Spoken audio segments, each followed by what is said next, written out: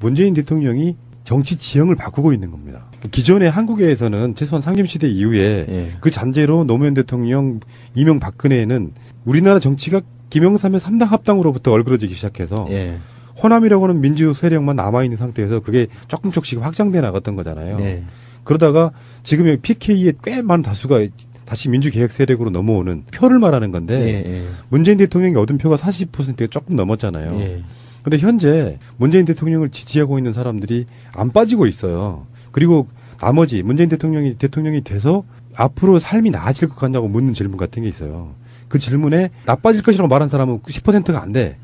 나머지 좋아지도 나빠지도 않고 그냥 그저 그럴 거야. 나는 솔직히 정치라는 것에 박근혜든 문재인이든 기대 안 해 하는 사람이 한 30%쯤 있더라고요. 네. 나머지 앞으로 정말 좋아질 것이라고 말하는 사람들이 55%쯤 돼요. 그러니까 15% 정도를 문재인 대통령이 자기의 실력으로 지금 지형을 바꿔내고 있는 거잖아요. 그리고 나머지 30%라고 하는 게 실제로 말하면 이게 진짜로 극중주의인 거야. 예. 그 10%의 앞으로 나빠질 것이라고 말하는 절대적인 문재인 안티의 세력 말고 나빠지지는 않을 것 정도로 말하는 사람들이라는 건 문재인 욕하고 있지는 않다는 뜻이에요. 예, 그렇죠. 정치적 냉소주의를 말하는 거지. 그러니까 지금 현재 문재인 대통령을 100일 동안 지지하는 사람들은 55% 정도 되는 상황이에요.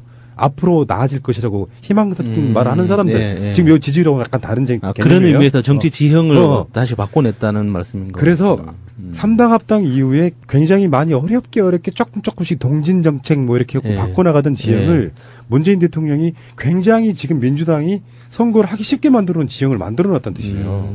아마 이제 지방선거 보면 재밌는 경우가 꽤 많이 나올 거예요. 그러니까 이거 우리가 왜 너무 결과가 뻔해서 지방선거 같은 거 보면 오른쪽은 빨간색, 왼쪽은 파란색인데 그 당시 야당이 지는 선거면은 최근에 새정치민주연합일 때 파란색을 가져왔잖아요. 새누리당이 포기하는 바람에. 그래서 동서로 나뉘는 것도 아니었어요. 쪽수가 많으니까 수도권 서울에만 야당 굉장히 많이 압승을 하고 충청도 같은 데도 자유한국당 같은 데 압승을 하고 특히 지방선거도 심해요. 국회의원 선거보다 지역색이 더 드러나는 게 지방선거거든요. 그래서 예전 같으면 한나라당의 파란색 그리고 후에는 새누리당의 빨간색이 사실상 동쪽이나 이렇게 포위하는 그런 형국이었단 말이에요. 네. 근데 내년 지방선거 때는 더불어민주당의 파란색이 상당 부분을 차지할 거라는 그 예상을 해볼 수 있다는 뜻이죠. 문재인 대통령이 굉장히 어마어마한 정치 지형을 바꿔내고 있다고 보시면 되죠. 그러니까 정치 지형의 측면에서 그렇게 해석하는 거 저도 방금 이해를 했는데 제가 말씀드렸던 정치 문법을 말씀드렸던 거는 그러니까 문재인 대통령 이전까지만 해도 정치의 원론보다는 강론이 훨씬 더 중요했어요. 기술적으로 여론을 어떻게 이끌고 여론조사를 어떻게 하고 여론조사에서 나온 수치에 대응해서 어떤 기술을 또 펼치고 그리고 정치공학을 어떻게 해석하는 이런 것들이 그러니까 정치 강론이잖아요. 원론이 아니라. 그래서 그 강론의 기술자들이 활약하는 시대였는데 문재인 대통령은 이제 그걸 완전히 뒤집어 버린 것 같아요. 그러니까 원론이 훨씬 더 중요해지는 거죠. 왜 정치를 하는지 그리고 그 자기가 정치를 하는 이유에 대해서 그 위주얼 고주얼 풀어내는 게 아니라 어떤 인문학적 안 그러면은 자기 이야기로 행동으로 풀어내는 그래서 정치적이지 않은 언어로 정치적 메시지를 전달하는 이런 그 능력들이 그러니까 문재인 대통령이 진짜 독보적으로 보여주고 있는 것 같아요. 그런 것들을. 그래서 앞으로 정치 지망생들이나 이제 정치 신인들이 그런 거에 대해서 조금 더 다시 새롭게 보고 공부하지 않을까 싶은 거죠. 굉장히 좋은 말씀 해주셨다고 생각이 들고요. 이게 3개월 100일이라는 게 그냥 있는 수치는 아니라고 보고요. 네. 확실히 이제 사람들이 질릴 때쯤 되다는 그 시점에서의 여론조사가 되기 때문에 굉장히 의미가 있는 것이고 불과 앞으로 10개월 정도 후에 있을 지방선거와도 연관이 다 있다고 보는데 예. 뭐 예를 들면 뭐 박기영 씨 사퇴하는 문제 같은 거 자잘한 어떤 이슈들을 타고 계속해서 엎어보려고 해요.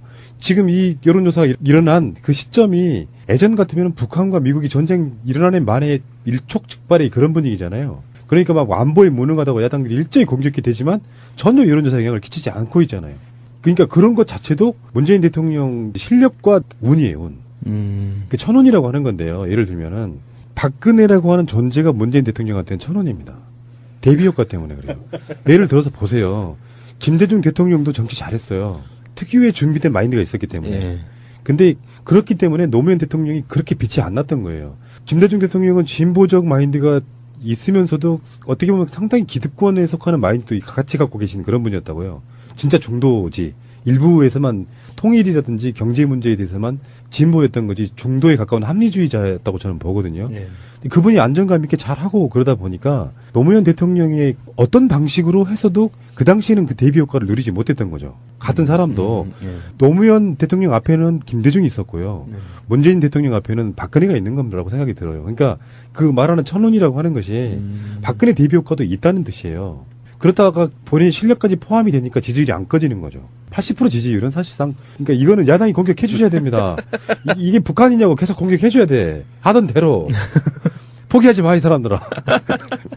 똑같은 내용을 트윗에 올리신 분이 있습니다. 우리 인이 청와대가 자한당의 논평예상 대한민국이 공산주의 국가가 됐다. 국민들의 반응 바보들아 이게 민주주의란다. 이렇게 올려주셨네요. 근데 뭐 다른 뭐야 사실 여론조사에서 거의 뻔해요. 뭐 향후에 문 대통령이 먹고 사는 문제에 초점을 맞춰주기를 기대했다면서 뭐 일자리 42.6, 경제 활성화 38, 복지 뭐 15.5, 부동산 문제 해결 9.7 이렇게 이야기를 들었는데 이거는 사실 뭐 나오는 여론조사마다 다 뭐 대동소이하기 때문에 넘어가고요.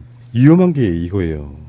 신고리 원전, 오리코기 건설 중단. 성향에 따라서 난 진보니까 뭐 할래, 뭐 보수니까 뭐 할래 이런 경우가 있지만 진보 쪽이라고 스스로 자부하시는 분들 중에서도 그런 분들 중에서도 문재인 대통령 지지하지만 저쪽의 아젠다에 오랜 시간 동안 물들어 있는 사람들 입장에서는 전기값도 오른다고 하고 그리고 가장 뭐 깨끗한 에너지라고도 하고 예.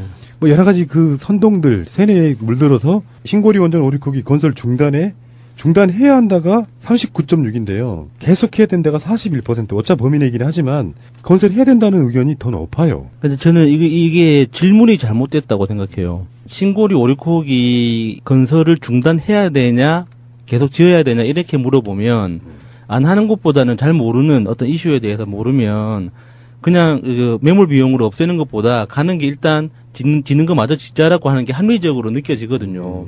근데 질문을 바꿔서 신고리 원전 오리코기를 건설하는 대신에 사후 관리 비용으로 한수원 주장을 그대로 받아서 500년을 이제 핵 폐기물 처리를 하기 위해서 그 기금을 마련해야 되는데 그 전기요금에서 5%를 더 걷겠다. 찬성하느냐 물어보면 과연 누가 찬성할까요? 그거에 대해서. 그러니까 질문 자체가 그 사실을 왜곡하고 있는 케이스인 거죠. 여론조사를 할 때 좀 예. 전에 제가 했던 말. 전기값 오르지 않을 거고요. 예. 환경적으로는 굉장히 위험한 게 원자력이고요. 예.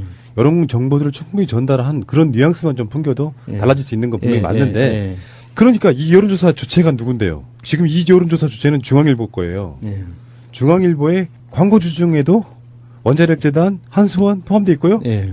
그럼 이 사람들이 여론조사를 할 때, 문항을 설정할 때 원자력이 위험하다라든지 부정적 견해의 느낌은 전혀 넣지 않았을 거란 말이에요. 국민들 입장에서는 신고리 오리코기가 실제로 국민투표 같은 걸 해보면 완전히 달라질 수도 있는 항목입니다. 예. 여론조사를 주도한 쪽, 실시한 쪽에 의미가 담겨 있을 수도 있다는 걸 간과하고 보지 말아야 되는데 문제는 이런 것들이 국민들을 결정해버린다는 게 문제죠. 여론조사를 보니까 나는 반대인데 이쪽은 찬성이네? 찬성이 맞네? 이런 것들 있잖아요. 그런 것들이 여론에 영향을 끼치기 때문에 여론조사라고 하는 거는 여론을 알아보는 조사라기보다는 여론 주도조사예요, 사실은. 그러니까 널리 알려진 사항, 예를 들면 문재인과 안철수, 홍준표 중에 누구 찍을래는 여론조사가 가능한데 과학적, 기술적 정보를 충분히 전달하지 않은 상태에서 하는 것은 여론 주도조사입니다. 이런 여론으로 그 여론을 몰고 가버리는 거예요. 나는 잘 모르겠는데 진짜로 전기세가 오르는 거 아니야? 근데 보니까 그런 이유로 건설하는 걸 찬성하는 사람이 많다 그러면 자기가 따라갈 수밖에 없죠. 그런 효과를 노리고 하는 여론조사도 분명히 있다는 말씀도 한번 드려볼게요. 그래서 팟캐스트가 열심히 해야 돼요. 근데 사람들 나빠. 원전 건설 관련한 우리 방송 내잖아요. 우리도 굉장히 많이 냈다. 원전만 관련해서도 한 에피소드로는 한 100개가 안 되려나? 어쨌든 간에. 그러면 다운로드 제일 안 나오는 것 중에 하나가 핵발전소 문제였습니다. 어렵죠. 에너지 문제는. 그러면서도 좋아요도 안 눌러주고 말이야. 다운로드하고 플레이는 한번 하고 좋아요는 눌러줘요. 그렇지. 안 들어도 돼. 나는 우리는 솔직히 말해서 우리 방송 막 열심히 들으라고 말씀 안 드리고 싶어요. 그 전기 관련해서 이렇게 시민들한테 살짝만 알려줘도 열받아 하는 포인트가 딱 하나 있는 게 전력발전 기반 기금이라는 게 있어요. 우리가 모르는 세 내고 있는 거거든요. 전기요금의 3.7%가 따로 적립이 됩니다. 그러니까 예를 들어서 내가 전기요금을 10,000원 내잖아요. 그러면 그 중에 370원인가 37원인가가 이게 따로 이제 전기요금과 별도로 적립이 돼요. 예전에 그걸로 뭐 박정희 기념관 짓고 막 네, 그 돈이 매년 한 1조 5천억에서 1조 6천억 정도 되거든요. 근데 그거는 국가 예산에 이게 시민은 하지만 전체 예산액에는 포함이 안 돼요. 그러니까 한전의 사업비로 책정이 돼 있는 거죠. 근데 그 사업비를 어떻게 사용하는가 하는 건 국회에서 결정을 해요. 그게 땀짓돈처럼 이게 사용되는 게 많아서 이제 문제가 좀 있는데, 그게 국민들 이익하고 상당히 상관없는 방향으로 많이 사용되거든요. 그러니까 그거를 알려드리면, 그러면은 이 3.7%를 슬그머니 5.7%로 올려도 티가 안 나요.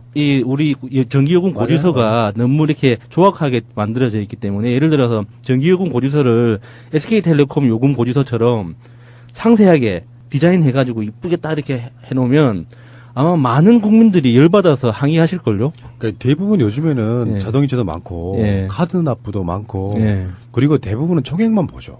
네. 몇백 원 들어가 있는 거는 지들이 모으면 어마어마한 거액이지만 우리들 입장에서는 그냥 있나 보다라고 넘어가는 경우가 훨씬 예, 많고요. 큰 금액은 아니에요. 그러니까 뭐 1,000원 안팎인데 그게 1년간 전 국민한테 모이면 엄청 큰 돈이 되죠. 그게.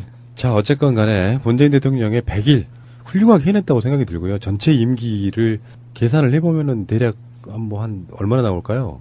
3,600일 나누기 2거든요. 그러면은 한 1,800일 정도 되죠. 1,800일 중에 100일 정도 지나간 거죠. 아쉽다. 네, 아쉽네요, 진짜. 아껴 써야 됩니다. 임기가 줄어들고 있어요. 네. 지금 우리가 방송하는 이 시간에도 문재인 대통령의 임기는 줄어들고 있다. 그게 아까우면 정권 연장도 좀 해야 되고요. 어쨌건 고생하셨고요. 문재인 대통령 정말 열심히 하셨죠. 휴가마저도 휴가권을 써야 되는 노동자들을 위해서 휴가는 간다고 갔는데 북한이 미사일 쏘는데 휴가 갈 타이밍이냐고 문재인 탓을 해왔지만 결국에는 휴가 가서도 일하셨단 말이에요. 휴가 안 갔으면 또 안 가서 불안감을 조성한다고 또 욕했을 거예요. 공약 안 지킨다 그랬겠죠. 노동자들은 어쩌라는 거냐 네, 또 네, 그랬을 거예요. 네. 휴가 가서 비즈니스 했잖아요. 노무현 대통령이 하신 말씀이 있었죠. 당시 한나라당은 반대 안 하는 사안이 없었고 끝까지 반대한 사안도 없었다.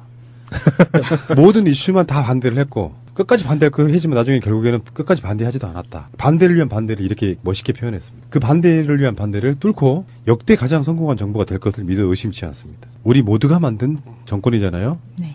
우리 국민이 촛불을 켜면서 태어난 문제 같은 거. 자잘한 어떤 이슈들을 타고 계속해서 엎어보려고 해요. 지금 이 여론조사가 일어난 그 시점이 예전 같으면 북한과 미국이 전쟁 일어나는 만에 일촉즉발의 그런 분위기잖아요. 그러니까 막 안보에 무능하다고 야당들이 일제히 공격이 되지만 전혀 여론조사에 영향을 끼치지 않고 있잖아요. 그러니까 그런 것 자체도 문재인 대통령 실력과 운이에요, 운. 그 천운이라고 하는 건데요. 예를 들면은 박근혜라고 하는 존재가 문재인 대통령한테는 천운입니다. 대비효과 때문에 그래요. 예를 들어서 보세요. 김대중 대통령도 정치 잘했어요. 특유의 준비된 마인드가 있었기 때문에. 예. 근데 그렇기 때문에 노무현 대통령이 그렇게 빛이 안 났던 거예요. 김대중 대통령은 진보적 마인드가 있으면서도 어떻게 보면 상당히 기득권에 속하는 마인드도 같이 갖고 계신 그런 분이었다고요. 진짜 중도지. 일부에서만 통일이라든지 경제 문제에 대해서만 진보였던 거지 중도에 가까운 합리주의자였다고 저는 보거든요. 예. 그분이 안정감 있게 잘하고 그러다 보니까 노무현 대통령의 어떤 방식으로 해서도 그 당 굉장히 많이 압승을 하고 충청도 같은 데 자유한국당 같은 데 압승을 하고 특히 지방선거는 더 심해요. 국회의원 선거보다 지역색이 더 드러나는 게 지방선거거든요. 그래서 예전 같으면 한나라당의 파란색 그리고 후에는 새누리당의 빨간색이 사실상 동쪽이나 이렇게 포위하는 그런 형국이었단 말이에요. 네. 근데 내년 지방선거 때는 더불어민주당의 파란색이 상당 부분을 차지할 거라는 그 예상을 해볼 수 있다는 뜻이죠. 그 문재인 대통령이 굉장히 어마어마한 정치 지형을 바꿔내고 있다고 보시면 되죠. 그러니까 정치 지형의 측면에서 그렇게 해석하는 거 저도 방금 이해를 했는데, 제가 말씀드렸던 정치 문법을 말씀드렸던 거는, 그러니까 문재인 대통령 이전까지만 해도 정치의 원론보다는 강론이 훨씬 더 중요했어요. 기술적으로 여론을 어떻게 이끌고 여론조사를 어떻게 하고 여론조사에서 나온 수치에 대응해서 어떤 기술을 또 펼치고 그리고 정치공학을 어떻게 해석하는 이런 것들이 그러니까 정치 강론이잖아요. 원론이 아니라. 그래서 그 강론의 기술자들이 활약하는 시대였는데 문재인 나머지 30%라고 하는 게 실제로 말하면 이게 진짜로 극중주의인 거야. 예. 그 10%의 앞으로 나빠질 것이라고 말하는 절대적인 문재인 안티의 세력 말고 나빠지지는 않을 것 정도로 말하는 사람들이라는 건 문재인 욕하고 있지는 않다는 뜻이에요. 예, 그렇죠. 정치적 냉소주의를 말하는 거지. 그러니까 지금 현재 문재인 대통령을 100일 동안 지지하는 사람들은 55% 정도 되는 상황이에요. 앞으로 나아질 것이라고 희망 섞인 말하는 사람들. 예, 예. 지금 이 지지율하고 약간 다른 그런 개념이에요. 의미에서 정치 지형을 다시 바꿔냈다는 말씀인 거예요. 그래서 3당 합당 이후에 굉장히 많이 어렵게 조금씩 동진 정책 뭐 이렇게 예. 바꿔나가던 지형을 문재인 대통령이 굉장히 지금 민주당이 선거를 하기 쉽게 만들어 놓은 지형을 만들어 놨다는 뜻이에요. 아마 이제 지방선거 보면 재밌는 경우가 꽤 많이 나올 거예요. 그러니까 이거 우리가 왜 너무 결과가 뻔해서 지방선거 같은 거 보면 오른쪽은 빨간색, 왼쪽은 파란색인데 그 당시 야당이 지는 선거면은 최근에 새정치민주연합 때 파란색을 가져왔잖아요. 새누리당이 포기하는 바람에. 그래서 동서로 나뉘는 것도 아니었어요. 쪽수가 많으니까 수도권 서울에만 야당. 문재인 대통령이 정치 지형을 바꾸고 있는 겁니다. 기존의 한국에서는 최소한 상김시대 이후에 그 잔재로 노무현 대통령, 이명박근혜는 우리나라 정치가 김영삼의 3당 합당으로부터 얼그러지기 시작해서 호남이라고 하는 민주 세력만 남아있는 상태에서 그게 조금씩 확장돼 나갔던 거잖아요. 그러다가 지금의 PK에 꽤 많은 다수가 다시 민주개혁 세력으로 넘어오는 표를 말하는 건데 문재인 대통령이 얻은 표가 40%가 조금 넘었잖아요. 근데 현재 문재인 대통령을 지지하고 있는 사람들이 안 빠지고 있어요. 그리고 나머지 문재인 대통령이 돼서 앞으로 삶이 나아질 것 같냐고 묻는 질문 같은 게 있어요. 그 질문에 나빠질 것이라고 말한 사람은 10%가 안 돼. 나머지 좋아지든 나빠지도 않고 그냥 그저 그럴 거야. 나는 솔직히 정치라는 것에 박근혜든 문재인이든 기대 안 해 하는 사람이 한 30%쯤 있더라고요. 나머지 앞으로 정말 좋아질 것이라고 말하는 사람들이 55%쯤 돼요. 그러니까 15% 정도를 문재인 대통령이 자기 이제 실력으로 지금 지형을 바꿔내고 있는 거잖아요. 그리고 문재인 대통령은 이제 그걸 완전히 뒤집어 버린 것 같아요. 그러니까 원론이 훨씬 더 중요해지는 거죠. 왜 정치를 하는지, 그리고 그 자기가 정치를 하는 이유에 대해서 그 미주알 고주알 풀어내는 게 아니라 어떤 인문학적, 안 그러면은 자기 이야기로 행동으로 풀어내는, 그래서 정치적이지 않은 언어로 정치적 메시지를 전달하는 이런 그 능력들이 그러니까 문재인 대통령이 진짜 독보적으로 보여주고 있는 것 같아요. 그런 것들을. 그래서 앞으로 정치 지망생들이나 이제 정치 신인들이 그런 거에 대해서 조금 더 다시 새롭게 보고 공부하지 않을까 싶은 거죠. 굉장히 좋은 말씀 해주셨다고 생각이 들고요. 이게 3개월 100일이라는 게 그냥 있는 수치는 아니라고 보고요. 확실히 이제 사람들이 질릴 때쯤 되다는 그 시점에서의 여론조사가 되기 때문에 굉장히 의미가 있는 것이고, 불과 앞으로 10개월 정도 후에 있을 지방선거와도 연관이 다 있다고 보는데, 뭐 예를 들면 뭐 박기영 씨 그러니까 문재인 대통령이 진짜 독보적으로 보여주고 있는 것 같아요. 그런 것들을. 그래서 앞으로 정치 지망생들이나 이제 정치 신인들이 그런 거에 대해서 조금 더 다시 새롭게 보고 공부하지 않을까 싶은 거죠. 굉장히 좋은 말씀 해주셨다고 생각이 들고요. 이게 3개월 100일이라는 게 그냥 있는 수치는 아니라고 보고요. 확실히 이제 사람들이 질릴 때쯤 되다는 그 시점에서의 여론조사가 되기 때문에 굉장히 의미가 있는 것이고, 불과 앞으로 10개월 정도 후에 있을 지방선거와도 연관이 다 있다고 보는데, 뭐 예를 들면 뭐 박기영 씨 사퇴하는 문제 같은 거, 자잘한 어떤 이슈들을 타고 계속해서 엎어보려고 해요. 지금 이 여론조사가 일어난 그 시점이 예전 같으면 북한과 미국이 전쟁 일어나는 만에 일촉즉발의 그런 분위기잖아요. 그러니까 막 안보에 무능하다고 야당들이 일제히 공격이 되지만 전혀 여론조사 영향을 끼치지 않고 있잖아요. 그러니까 그런 것 자체도 문재인 대통령 실력과 운이에요, 운.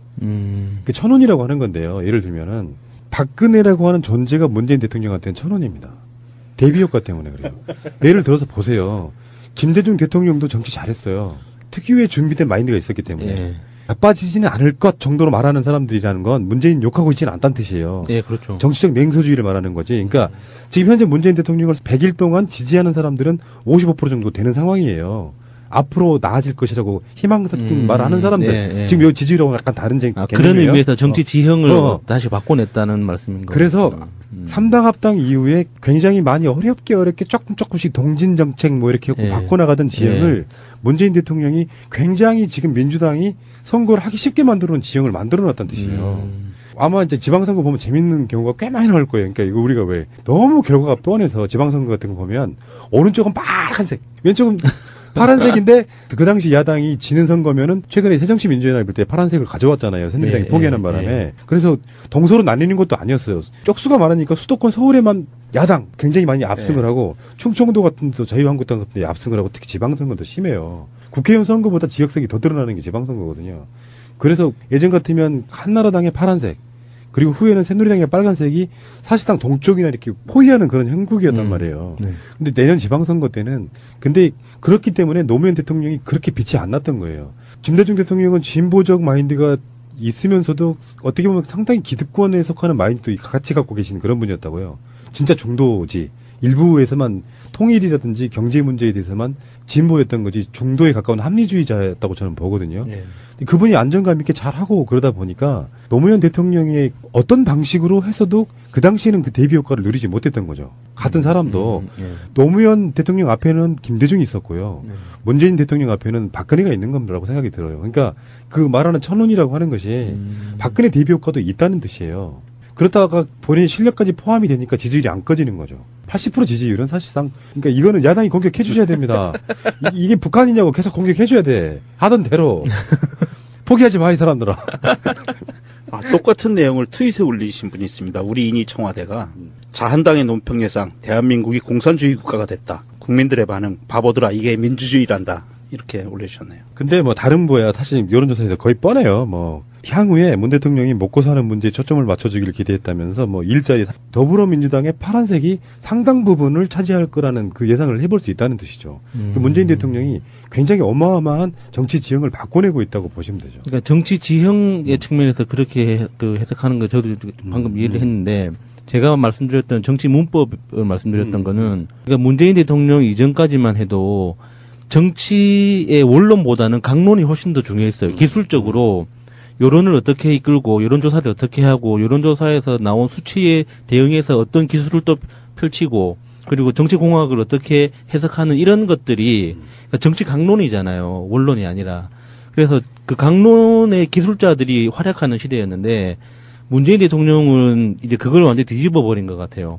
그러니까 원론이 훨씬 더 중요해지는 거죠. 왜 정치를 하는지 그리고 그 자기가 정치를 하는 이유에 대해서 그 미주알 고주알 풀어내는 게 아니라 어떤 인문학적 안 그러면은 자기 이야기로 행동으로 풀어내는 그래서 정치적이지 않은 언어로 정치적 메시지를 전달하는 이런 그 능력들이 문재인 대통령이 정치 지형을 바꾸고 있는 겁니다. 기존의 한국에서는 최소한 상김시대 이후에 예. 그 잔재로 노무현 대통령, 이명박근혜는 우리나라 정치가 김영삼의 3당 합당으로부터 얼그러지기 시작해서 예. 호남이라고 하는 민주 세력만 남아있는 상태에서 그게 조금씩 확장돼 나갔던 거잖아요. 예. 그러다가 지금 PK에 꽤 많은 다수가 다시 민주개혁 세력으로 넘어오는 표를 말하는 건데 예. 문재인 대통령이 얻은 표가 40%가 조금 넘었잖아요. 예. 근데 현재 문재인 대통령을 지지하고 있는 사람들이 안 빠지고 있어요. 그리고 나머지 문재인 대통령이 돼서 앞으로 삶이 나아질 것 같냐고 묻는 질문 같은 게 있어요. 그 질문에 나빠질 것이라고 말한 사람은 10%가 안 돼. 나머지 좋아지도 나빠지도 않고 그냥 그저 그럴 거야. 나는 솔직히 정치라는 것에 박근혜든 문재인이든 기대 안 해 하는 사람이 한 30%쯤 있더라고요. 네. 나머지 앞으로 정말 좋아질 것이라고 말하는 사람들이 55%쯤 돼요. 그러니까 15% 정도를 문재인 대통령이 자기의 실력으로 지금 지형을 바꿔내고 있는 거잖아요. 그리고 나머지 30%라고 하는 게 실제로 말하면 이게 진짜로 극중주의인 거야. 예. 그 10%의 앞으로 나빠질 것이라고 말하는 절대적인 문재인 안티의 세력 말고